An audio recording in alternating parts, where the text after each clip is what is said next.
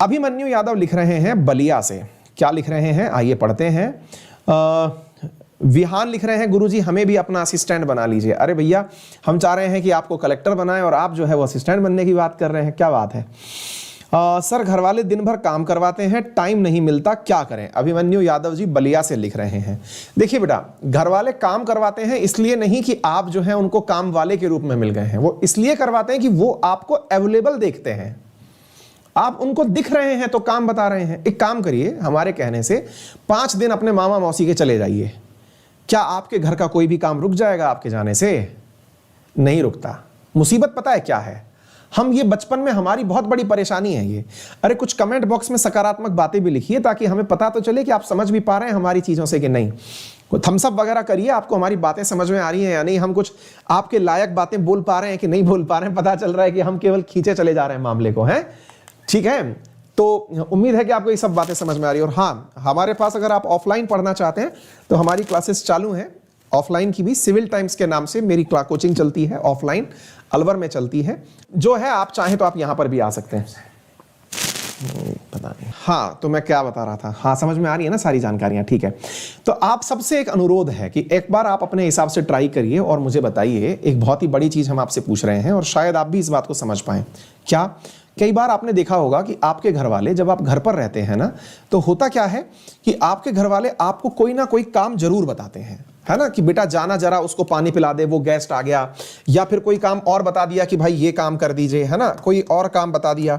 तो ये जो घर वाले हमको काम बताते हैं, इसके पीछे एक बहुत बड़ा लॉजिक है।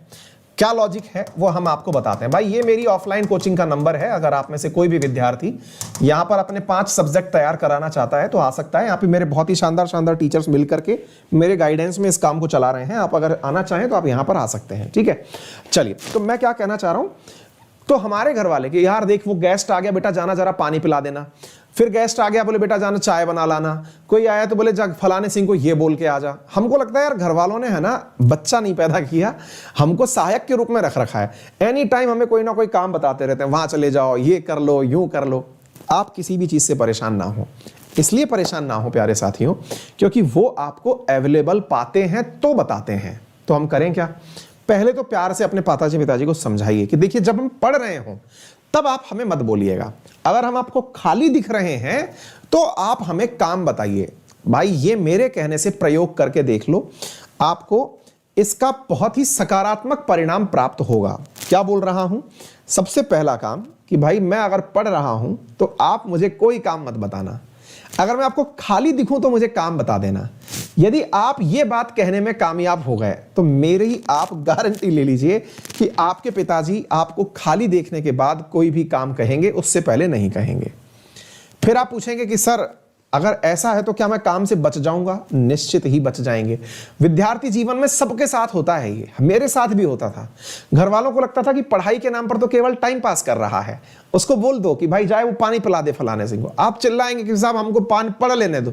आप उनको समझदारी से समझा दीजिए, हमारा एग्जाम है, हम चिंता में हैं, वो मान जाएंगे, क्योंकि आपके दुश्मन नहीं है भाई, वो आपके घर वाले हैं, ठीक है।